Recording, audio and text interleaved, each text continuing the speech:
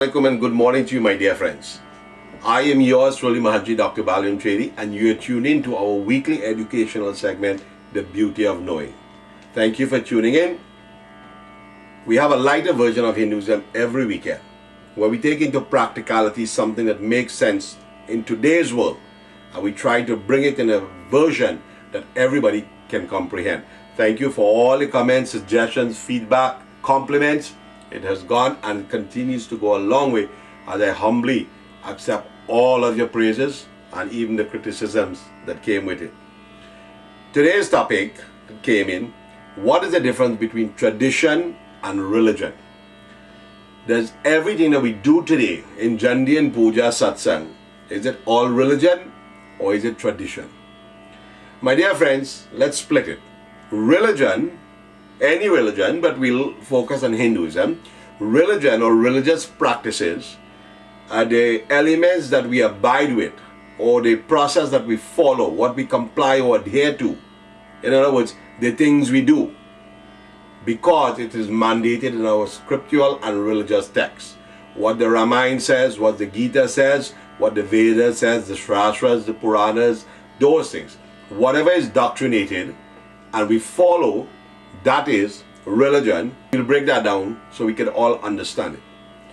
Normally, in the past, when we did a puja, we would do a puja outside, and I had touched this in a previous segment. We do a puja outside, either on the dirt directly, Dhartima presence.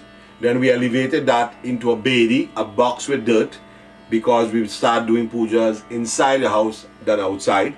And today we elevate that into a makeshift bedi that we buy, that has no dirt anywhere. The kalsa is plastic, made in China, so it's not even symbolic of the earth.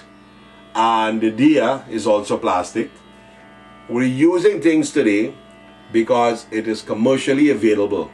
It is cheaper in many cases. Religion is what dictated. We know when we were growing up, many of us from the islands, we have a tradition. We pick fresh flowers, we pick fresh leaves, we get fresh milk, honey, all those things to perform our puja. Those are the elements that we use. We use wood in Havan and all those things. Religious practices dictated those things. Today, because of change of geographic locations, we have migrated. We're doing puja in the middle of winter. We cannot pick fresh flowers. We cannot pick fresh leaves. We cannot pick fresh dub grass, as the case might be. So we use some, in some cases, these things are months old. We still follow religious practices. We still follow tradition because we know we have to do it. The part where it gets really tricky is when people start saying, well, we used to do this, we used to do that. My dear friends, we used to use a lot of things. Many times you see on TV, pundits, you hear on radio, you read a newspaper, different segments of people telling you different things. How people practice their traditional practice. A Trinidadian Pandit, for example, may do certain things. A Guyanese Pandit may do certain things. A Pandit from Fiji or India may practice it a little bit differently. Who is right and wrong is irrelevant. The tradition of that family or that heritage or that lineage is what you must follow. So if you are from a certain country or a certain practice, or your Pandit or priest, Mahant, Sadhu, whatever the case is, if they follow a certain traditional practice, then you need to follow and go along with that. As I start summarizing this, here's what I would like to say. A lot of people talk about, well, that is not religious and that is not tradition. That is. My friends, when I grew up, to use milk in a puja, we say it had to be over 21 days. In other words, if a cow had a baby and the milk from that cow was less than 21 days, it couldn't be used. The dahi couldn't be used. The ghee couldn't be used. Today we buy milk in a pack. We don't know where it came from.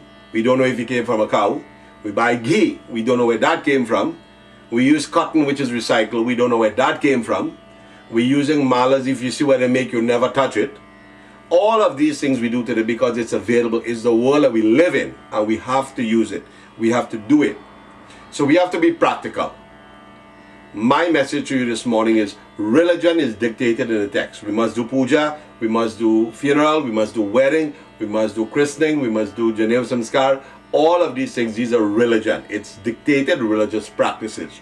Traditions are some of the things that we follow. When puja finish, We take the food and we go and feed a poorhouse, as we used to refer to it. We go and feed a shelter. We take it, the items, the samagri, we go and we take it and we throw it in a river. Those things. We take the Hawan remains, we go and we throw it in the river, we throw it on the plant.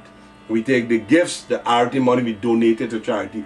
These are all traditional practice, my friends. This has nothing to do with religion. If you don't follow any of those things and you just do your puja the way it's scripturally dictated, you would have complied with religion. And the reason why I'm saying this today, I've had too many concerns and too many calls in the last little while asking me what is the difference. People are confused. What they should do, what they should get, how they should dispose of, what they should honor, what they should give as gifts, and all these kind of things. My friends, take the guidance from your pundits, take the guidance from your religious leaders, and make sure when they guide you, you are satisfied that it is actually religious practices you are being asked to follow. And if you're still confused and you can't get the answer anywhere, I'll be happy to share whatever little I know. My information is on the screen. Until next week, you have a wonderful week ahead.